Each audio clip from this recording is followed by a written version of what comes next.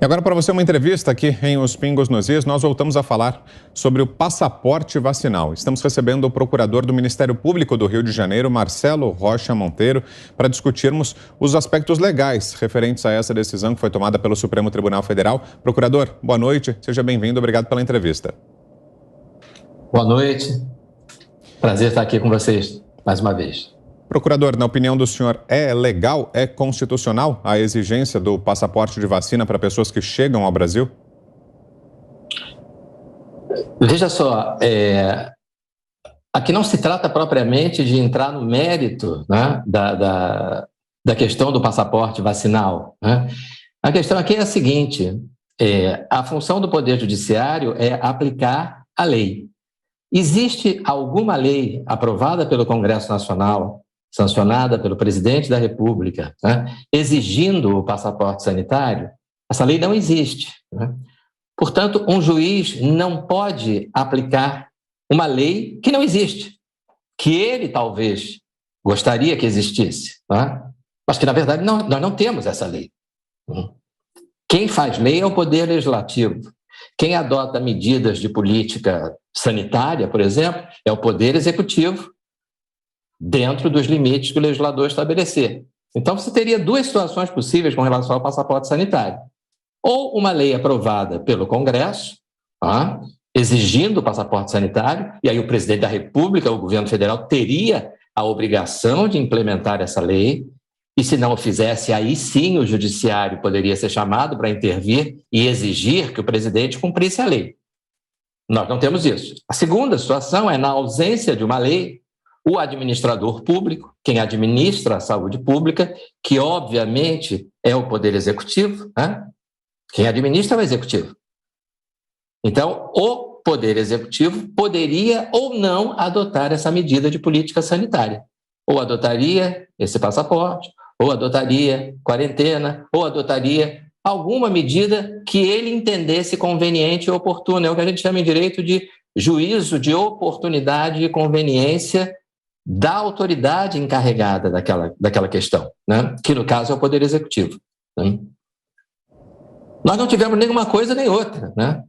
Nós tivemos um juiz, um ministro do Supremo, uma autoridade não eleita, que, portanto, não deve satisfação dos seus atos ao eleitorado, não tem que submeter periodicamente os seus atos ao voto popular, né?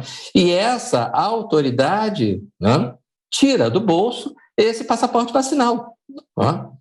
Por melhores que sejam as intenções do ministro, evidentemente ele está extrapolando da sua função de juiz, né? A função dele é aplicar lei. Tem lei exigindo passaporte sanitário? Não tem. Então ele não pode aplicar uma lei que não existe, que ele gostaria, talvez, que existisse, né? O nome disso é ativismo judicial, é invasão, né, usurpação pelo Poder Judiciário daquilo que é competência de outros poderes, né? E principalmente a violação da democracia representativa, porque eu não voto para ministro do Supremo, então se eu estiver insatisfeito com essa medida que ele adotou, eu não tenho como na próxima eleição votar em outro, porque não tem eleição, não tem próxima eleição, não tem candidato, no judiciário não tem nada disso. Então está tudo errado, né? Procurador, mais uma pergunta, agora é o Guilherme Fiuza. Boa noite, doutor Marcelo Rocha Monteiro. Pois é, a pergunta seria justamente a partir desse vácuo de direito, né, que existe aí nas propensões de empurrar esta obrigatoriedade. Na prática, né, doutor, empresas, instituições, prefeitos, né, administradores públicos também estão condicionando, né, a vacina à manutenção de um emprego, a poder circular em determinados lugares. Então, de certa medida, está vigindo essa obrigação, como nós já falamos aqui exaustivamente, mas vamos sempre assinalar, sem que as vacinas representem um bloqueio sanitário, porque não impedem a transmissão e com riscos ainda desconhecidos. O que esse cidadão que está sendo empurrado para isso, que é um experimento, a quem ele pode recorrer, doutor Marcelo Monteiro? Infelizmente, nós já vimos que ao Poder Judiciário não adianta recorrer, né? Aqui nessa questão, Fiuza, existe um outro aspecto, um outro problema que não é diretamente relacionado à questão do ativismo judicial. é a questão do princípio da dignidade da pessoa humana, né? Eu estava ouvindo você falar agora há pouco, né, sobre o quanto que existe ainda de incerteza, não só quanto à eficácia da vacina, quanto, como é óbvio, né, com relação à segurança. Você falava sobre a própria empresa produtora de uma das vacinas dizendo que a necessidade de um acompanhamento de 5 anos, eu acho que você mencionou, não é? Então, à medida em que você obriga as pessoas a se vacinarem, eu tomei vacina, né? Eu fiz a minha avaliação de custo-benefício e tomei as vacinas, né? Mas, à medida em que você impõe isso de forma direta ou indireta às pessoas, você está transformando, né, o ser humano em cobaia, né? O princípio da dignidade da pessoa humana, o que ele significa? Esse significa que o ser humano não pode ser tratado como coisa, nem como animal. Você pode vender e comprar coisas, pode vender e comprar animais, não pode vender e comprar seres humanos, né? Se por absurdo hoje fosse aprovada uma lei restaurando a escravidão, imediatamente essa lei seria declarada inconstitucional, porque tratar ser humano como mercadoria é tirar dele a dignidade que a pessoa humana tem, tá? Que é diferente da do animal. Tratar ser humano como cobaia é a mesma coisa, tá? É tirar dele essa dignidade, que a nossa Constituição diz que é inerente ao ser humano, à pessoa humana, e tratá-lo como animal, tá? Como animal, como rato de laboratório. Aliás, até animais de laboratório são tratados, a meu ver, alguns com mais cuidado, né, do que o que está se fazendo com a população nessa questão da vacinação, né? Então, doutor, pois não. Não, pode concluir, por favor. Eu acho que é isso, quer dizer, aí venha de onde vier, né, seja do legislativo ou do executivo, não pode vir do judiciário em hipótese alguma, né, mas vindo do executivo, através de decreto, ou do legislativo, através de lei, eu acho que ainda assim esbarra nessa questão da inconstitucionalidade por violação do princípio da dignidade da pessoa humana. Ana Paula Henkel. Boa noite, doutor Marcelo. Eu gostaria de perguntar ao senhor sobre o decreto, então, ali do ministro Barroso, sobre o passaporte vacinal a brasileiros que regressassem ao país, né, ao seu país de origem, né, de onde as pessoas são brasileiros retornando à sua pátria. Parece que o ministro Barroso recuou e liberou a entrada de brasileiros sem o passaporte vacinal, apenas com teste negativo aí de PCR.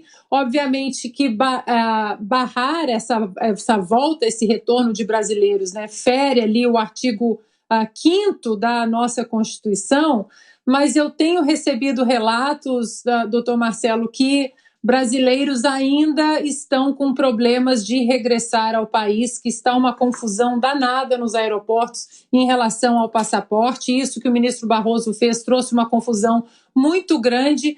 O que pode ser feito? O brasileiro que chegar no aeroporto brasileiro, regressando à sua pátria e for barrado, o que ele pode fazer? E dentro dessa pergunta, doutor, o que a nossa Polícia Federal pode fazer, ou o nosso ministro da Justiça, dentro desse contexto de uma ordem, obviamente, ilegal, como o senhor muito bem ressaltou? Veja, o que o ministro está fazendo, né, por melhor que sejam as suas intenções, é política de saúde pública, né? E política de saúde pública não é função do judiciário, né? É como política de segurança pública, enfim. Né? E o que você observa é um argumento pueril, né? Dizendo, não, ele está aplicando a Constituição porque a Constituição garante o direito à saúde, né? Eu até selecionei aqui alguns trechos da Constituição para mostrar como esse raciocínio não se sustenta, né? Você veja, por exemplo, o artigo 3º da Constituição diz que os objetivos fundamentais do Brasil, da República Federativa do Brasil, são, e aí vem no inciso 3º, erradicar a pobreza e reduzir desigualdade. Aí você imagina que um governo cria uma política pública para erradicar a pobreza e ou reduzir a desigualdade. Bolsa Família, por exemplo, né? Entrega direta de dinheiro às famílias carentes para que elas comprem os gêneros alimentícios, os bens que acharem necessário.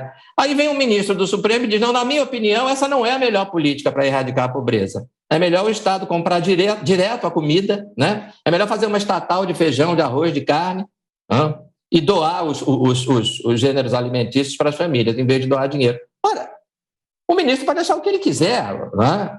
Mas o partido que foi eleito para administrar o país optou por adotar essa política, né, para erradicar a pobreza. O que eu quero dizer? O fato da Constituição estabelecer princípios como um dos objetivos é erradicar a pobreza, a saúde pública é direito de todos, a segurança pública é direito de todos, isso não significa que caiba ao judiciário decidir qual é a melhor medida para erradicar a pobreza, qual é a melhor medida para erradicar ou prevenir uma pandemia, qual é a melhor medida para melhorar a segurança pública. Se isso for função do judiciário, é melhor fechar o Congresso Nacional, é melhor extinguir a presidência da República, os governos de Estado e as prefeituras municipais, e a gente passa a ser governado pelos tribunais. Não é? Então, o que o ministro Barroso fez foi instituir, de maneira absolutamente confusa, até porque não é função dele, não é? Uma política de saúde pública. O Executivo tem um Ministério da Saúde. Não é? O Judiciário não tem. O Executivo tem um corpo de funcionários que podem, de alguma maneira, implementar esta ou aquela política sanitária. O Judiciário não tem. O ministro dá uma canetada e diz: todo mundo vai ter que mostrar o passaporte sanitário. Não, peraí, todo mundo não. O brasileiro que saiu após uma... Não, peraí, agora o brasileiro que voltou. Então a confusão é inevitável, né? Porque é uma confusão criada a partir de uma ilegalidade. Augusto Nunes. Bom, doutor Marcelo, eu queria saber o seguinte, né? Diante de tantas afrontas à Constituição praticadas por ministros do Supremo, qual seria, eu quero saber qual seria a razão desse fenômeno? É desconhecimento jurídico ou é o uso de critérios políticos? Olha, do ponto de vista objetivo, o que está havendo é uma absoluta ilegalidade, uma invasão pelo Judiciário, pelo Supremo Tribunal Federal, dos poderes, né, dos outros poderes do Estado, do Executivo e do Legislativo. Se isso decorre de ignorância jurídica, né, ou de abuso de poder, aí eu não posso responder, né, eu não tenho como ler a mente de suas excelências. Eles estão agindo como deuses, não é?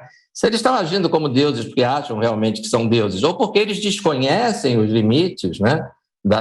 Eu posso afirmar com absoluta convicção, né? Sem querer ofender a honra, não tem nada a ver com ofensa à honra, isso é uma avaliação que eu, como profissional do direito, como professor de direito há 30 e tantos anos, eu digo, essa é a pior composição do Supremo da história da República. Tá? Isso eu não tenho a menor dúvida, nunca houve uma composição pior. Né? Agora, se é a limitação do conhecimento jurídico que está levando a tantas barbaridades, né? Hoje a gente está falando sobre política sanitária. Se for falar sobre a minha área, então, que é o processo penal, né? Instauração de inquérito, Supremo processando pessoas que não têm foro por prerrogativa de função, Supremo processando ex-deputado, jornalista, manifestante, enfim. Tá? Então, eu não sei, não posso te afirmar, não posso cravar aqui uma resposta. O que eu posso dizer é que é assustador, né? Nós hoje estamos discutindo questões dentro do direito que nós nunca pensamos que fossem passíveis de discussão. O direito tem muita questão passível de discussão, mas tem uma estrutura básica, elementar, primeira aula do primeiro período do primeiro ano de faculdade, que ninguém nunca achou que ia ser discutida. Tá? E nós estamos vendo essas discussões hoje. É separação de poderes, né? É sistema acusatório, é juiz que não pode investigar, juiz que não pode instaurar inquérito, crime que não pode ser criado a não ser por lei. Né? E tudo isso hoje está sendo questionado. Né? São os pilares, né, do Estado de Direito. Né? E, no fundo, é disso que nós estamos falando. Né? De Estado de Direito, de segurança jurídica, esse quadro aí que a Ana Paula perguntou, imagina a insegurança jurídica para essas pessoas que estão ingressando no país. Né? Não tem como, né? Não é possível. No momento em que a lei deixa de ser referência, né, não há mais segurança jurídica possível. A referência passa a ser o pensamento do ministro, a visão do ministro sobre o que é melhor para a saúde pública, a visão do ministro Fachin sobre o que é melhor para a segurança pública do Rio de Janeiro, a visão do ministro Alexandre de Moraes sobre o que é melhor para reprimir as pessoas que criticam o Supremo Tribunal Federal. E aí, acabou. Né? E para fecharmos, doutor, pergunta de José Maria Trindade. Salve, doutor Marcelo. É um prazer falar com o senhor aqui nessa conversa aberta. Esse assunto vacina, ele acaba provocando um debate muito profundo. Eu, por exemplo, defendo a vacina porque acho que não tem outra porta de saída desse problemão da humanidade que não é do Brasil. A exigência do tal passaporte de vacina é uma aberração jurídica e uma invasão do direito individual. Mas eu, sinceramente, eu tenho dúvidas que eu vou colocar para o senhor, não é provocação, são dúvidas, porque isso provoca muito, né? Hoje, por exemplo, viralizou essa história aí do Robert Malone, né? Ele já foi desmentido por técnicos, é uma fake news, ele não é o inventor da vacina mRNA, né? Ele apenas participou no processo inicial e a proteína spike que ele fala, que é eterna, não é. Foge com o tempo, o corpo elimina. Então, há muitas divergências sobre esse assunto. A minha dúvida, e entenda como dúvida não é provocação, é o seguinte, é porque eu presto atenção numa lei que foi aprovada em 24 horas do Congresso Nacional. Eu nunca vi. Doutor, eu participei da elaboração da Constituinte, vi aprovar várias leis, mas uma lei como esta, em 24 horas, te confesso que eu nunca tinha visto tanta rapidez. Uma lei elaborada por Sérgio Moro e o então ministro da Saúde, Henrique Mandetta. E a lei diz o seguinte, ela é 13.979, de 6 de fevereiro de 2020. Dispõe sobre as medidas para o enfrentamento da emergência de saúde pública de importância internacional decorrente do coronavírus. Esta lei foi aprovada, sancionada pelo presidente Jair Bolsonaro e autoriza as coisas assim, tipo fechar aeroporto, exigir testes, exigir a coleta de material. Só para ter uma ideia aqui, vamos lá no artigo 3º, né? Para enfrentamento da emergência de saúde pública de importância internacional decorrente do coronavírus, poderão ser adotadas, entre outras, as seguintes medidas. Olha só. Isolamento, quarentena, aí vem os incisos. Isolamento, quarentena, determinação de realização compulsória de exame médico, testes laboratoriais, coleta de amostras clínicas, vacinação e outras medidas profiláticas ou tratamento médico específico, estudo de investigação epidemiológica, exumação, necrópsia, cremação e manejo de cadáver e assim por diante. Eu nunca vi uma lei aprovada tão rápida e tão rigorosa assim. E entendo que essa lei autoriza tudo, autoriza inclusive a vacinação compulsória. Então, é o momento, doutor, de ir ao Supremo pedir a inconstitucionalidade dessa lei. Essa lei pode embasar, sim, medidas extremas dessa natureza. Repito, eu não sou contra a vacina. Eu acho um absurdo, um exagero, uma invasão exigir o tal passaporte. Exato, né? Eu repito, eu já tomei todas as minhas vacinas, né? Mas a questão aqui não é o mérito, né, da vacinação. Eu não sou médico, eu não tenho capacidade para discutir do ponto de vista médico. A discussão é unicamente do ponto de vista jurídico. E são duas questões aí. Primeiro, a questão de você obrigar as pessoas a tomarem uma vacina sobre a qual existem mais dúvidas do que certeza, né? Uma vacina que no primeiro momento se dizia, com 2 doses a coisa vai funcionar. Opa, peraí, agora chegou a hora da 3ª dose, né? Daqui a pouco é a 4ª dose. Então, que há uma incerteza, isso é evidente. E a incerteza não é só quanto à eficácia, né? Porque essa questão do número de doses tem a ver com a eficácia. Mas você tem a questão da segurança, né? Você tem aí, como o Fiuza mencionou, a própria empresa fabricante de uma das vacinas dizendo, com relação às crianças, temos que acompanhar isso ao longo de 5 anos. Então, você está, na medida em que você está tornando compulsória essa vacinação, né, você está, repito, tratando as pessoas como cobaia, né? Então, cada um tem que analisar. Eu analisei, na minha situação pessoal, o custo-benefício e cheguei à conclusão que era melhor me vacinar, né? Mas é preciso que essa seja uma decisão de cada pessoa e, no caso de crianças, que seja uma decisão de cada família. Não é possível que se imponha uma vacina sobre a qual... mas existe a vacinação obrigatória de várias outras doenças. Sim, mas nós estamos falando de vacinas que foram testadas ao longo de mais de uma década, né? E nós já conhecemos. E essa aí, o caráter experimental é tão óbvio que a cada semana tem uma novidade, né? A cada semana tem uma notícia diferente. Então, essa é a inconstitucionalidade. E a segunda questão é a seguinte: quando você tem... vamos abstrair essa primeira parte e vamos, por amor à argumentação, admitir que seja constitucional mandar vacinar a população. Isso não pode partir de um juiz, seja juiz de primeira instância, seja juiz do Supremo Tribunal Federal. Né? São medidas de política pública, de política sanitária, que devem ser objeto de decisão do Poder Executivo. Né? O Poder Executivo está autorizado por essa lei a fazer isso, se é que essa lei é constitucional. Né? Mas essa é uma decisão que o prefeito, o governador, o presidente da República, cada um na sua área, né? Então, cabe ao presidente da República dizer: não vou exigir a comprovação de vacinação de quem chegar ao Brasil. Né? Se o sujeito não tiver a comprovação de vacinação, vai ser adotado um outro tipo de medida.